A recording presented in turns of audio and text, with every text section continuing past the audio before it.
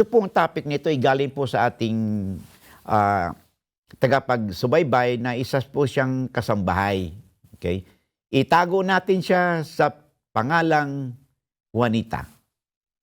Sabi niya, Attorney, good PM po. Magtatanong lang po ako. Ako po ay kasambahay.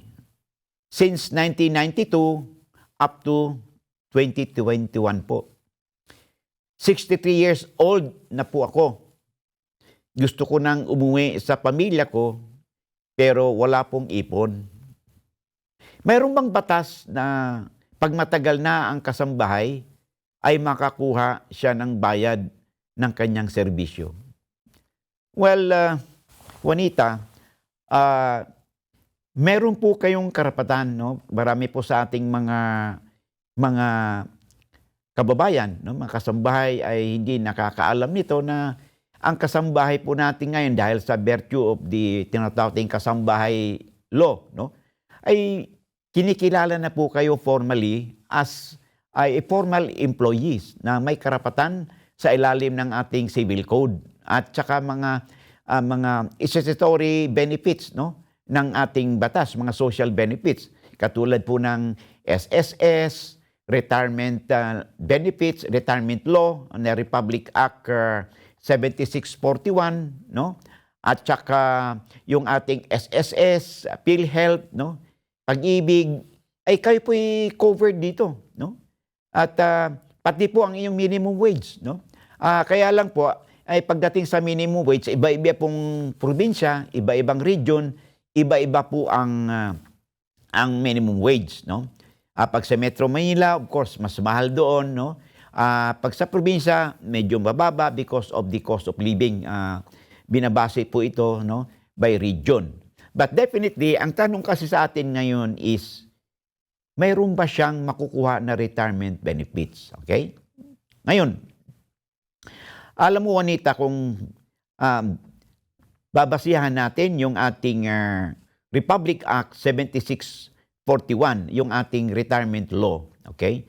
Lahat po ng manggagawa, no? Sa pribadong sektor ay entitled po sa retirement benefits law na ito. Kasama po ang kasambahay. Ito po ay na-implement, no, ng ating Department of Labor, no, sa pamagitan ng kanilang Department Order number 20, no, series of 1994 pa, na kung saan entitled kayo ng retirement benefits, no? Bukod po doon sa SSS, no?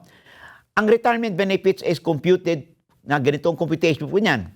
1/2 month for every year of service, which is the equivalent of 22.5 days per month.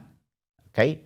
Now, ang requirements lang kailangan ay may nakapagserbisyo ka ng at least 5 years, no, prior to your retirement. Now, ang optional retirement po natin is 60 years of age. And the compulsory age of retirement is 65 years of age. Okay? Now, tandaan po natin, yung retirement pay po natin is exempted from tax. Okay? Income tax. Exempted po yan. Now, aside from that, no, bukod pa dyan sa retirement na nabanggit sa ating retirement law, ay entitled din po kayo ng inyong retirement benefit sa SSS ayon sa Republic Act 8558. So, kung kayo ay nakapag-contribute ng 120 months na contribution, ay entitled kayo ng SSS pension. So, meron kayong lump sum at pagkatapos ng lump sum, depende sa inyong credit po ninyo sa inyong contribution, ay magkakaroon na po kayo ng monthly pension at magkakaroon din po kayo ng 13-month pay, no, doon sa inyong pension. So yan po ang mga benefits ng kasambahay.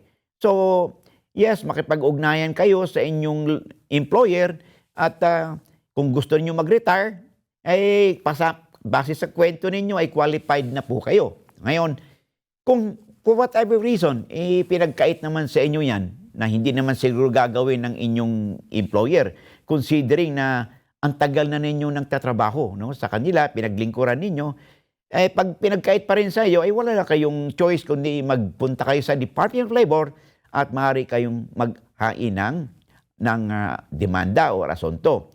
Now, ano bang basihan ng yung inyong retirement benefits? Kasi sabi ng batas, 22.5 days per month. So, ang pagbabasihan po natin dito ay yung iyong current na salary mo. Kung 21 years ka na, halimbawa, maaari nung unang nag-umpisa ka, baka ang sweldo mo ay 1,000 lang, halimbawa, 1,000.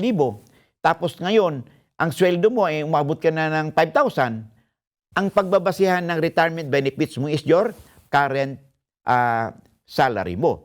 Na i-prorate nito, i-divided by ito, yung current salary mo into 22.5 days. No? Kasama na dito yung 5 days service incentive leave for every year of service. Kaya ang formula ng Department of Labor is 22.5 days per month. So, dito, i-compute yung magkano yung iyong retirement pay.